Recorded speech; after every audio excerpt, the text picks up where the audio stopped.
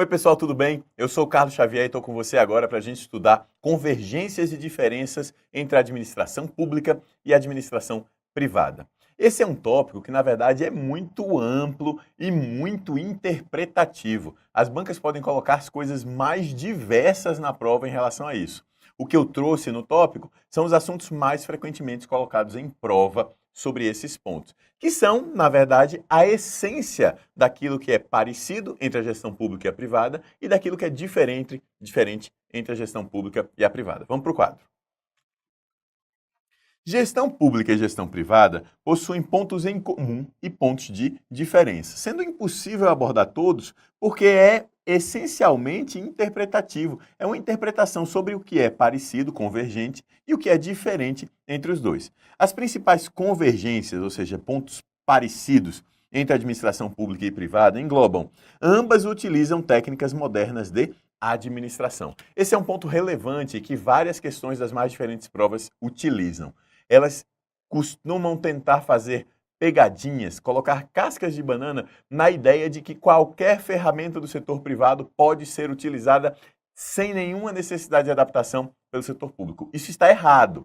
As ferramentas do setor privado e do setor público são basicamente as mesmas, mas é preciso entender que adaptações precisam ser feitas a cada caso. Então, por mais que seja uma convergência de que ferramentas são utilizadas, as mesmas, tanto no setor público quanto no setor privado, no detalhe, essas ferramentas são adaptadas para o setor público ou para o setor privado de formas um pouco diferentes, tá bom? Então, é ao mesmo tempo uma convergência, ferramentas podem ser utilizadas no setor público e privado, mas tem pontos de divergência, porque é necessário adaptação, ok? Para o quadro.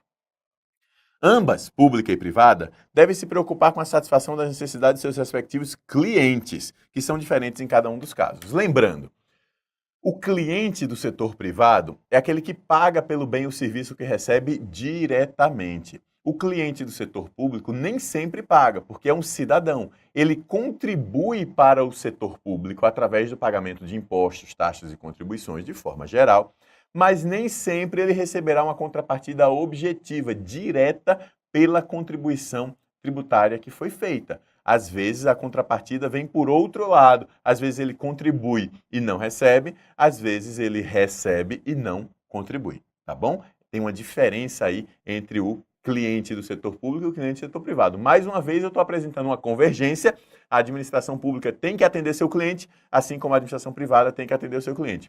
Porém, o cliente do setor privado é diferente do cliente do setor público. Percebe como é sutil? Percebe como a cobrança em prova desse tema é interpretativa e pode ficar com casquinha de banana?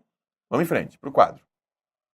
Ambas possuem ambientes interno e externo da organização. E esses ambientes influenciam o comportamento de cada uma das organizações, seja pública ou privada. Aqui não tem nem muito o que comentar. Ambas devem se preocupar com a produtividade, eficiência, eficácia e efetividade de suas ações, entre vários outros aspectos que determinam o seu desempenho.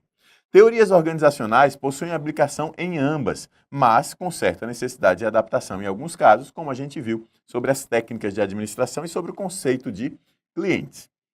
Já as principais diferenças, e essas principais diferenças que são mais cobradas em prova, tá? Bem mais cobradas, inclusive, do que as convergências. Primeiro, a lógica não lucrativa do poder público busca o chamado lucro social, busca gerar impacto sobre a sociedade, enquanto o setor privado busca o lucro financeiro.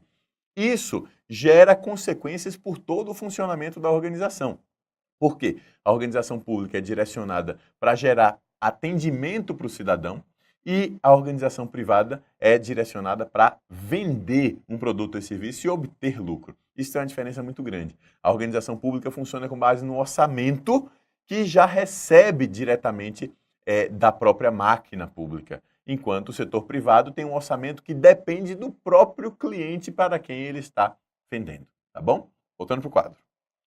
A legalidade ao setor público, ou melhor, a legalidade aplicada ao setor público é diferente da legalidade aplicada ao setor privado, porque no setor público só é permitido fazer aquilo que está previsto em lei. No setor privado é permitido fazer tudo, exceto aquilo que está proibido pela lei. E essa diferença é muito importante. Em outras palavras, o agente público, ele só pode fazer aquilo que tem previsão legal. Já o agente privado pode mexer com tudo, desde que não haja proibições. Há muito mais flexibilidade para o setor privado do que para o setor público, tá bom? Para o 4. A diferença entre cliente cidadão e clientes do setor privado, que eu já terminei explicando até no slide anterior. As organizações públicas são regidas pela supremacia do interesse público. O interesse público está acima de tudo, e não por uma autonomia privada com flexibilidade para fazer o que quer. O controle social é requisito da administração pública e não existe controle social diretamente, da mesma forma, no setor privado. O setor privado busca o lucro. O setor privado não tem contribuintes, vamos dizer assim, que acompanha o que está sendo gasto, como está sendo gasto, de que forma, se poderia ser diferente, que questiona isso, que gera um custo adicional. No setor público tem tudo isso, tem todo esse acompanhamento, toda essa transparência, participação popular. Isso é completamente diferente no público e no privado. Voltando para o quadro. Todos devem ser tratados de maneira igual pela administração pública, ou seja, o tratamento deve ser impessoal.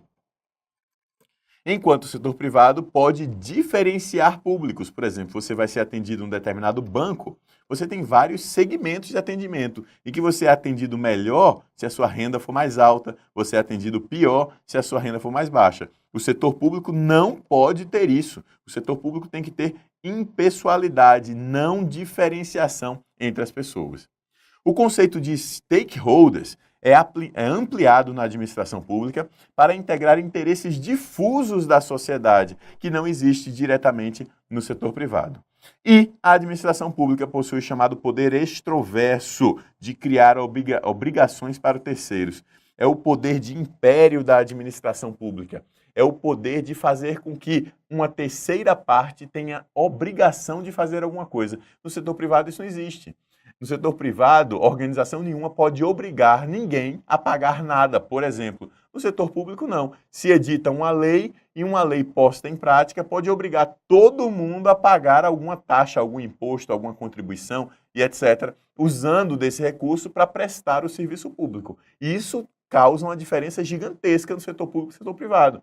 O gestor público, muitas vezes, encontra como solução para um problema fiscal encontrar mais fontes de arrecadação, ou seja, onerar ainda mais a sociedade com novos impostos, novas taxas, aumentos de taxas e impostos.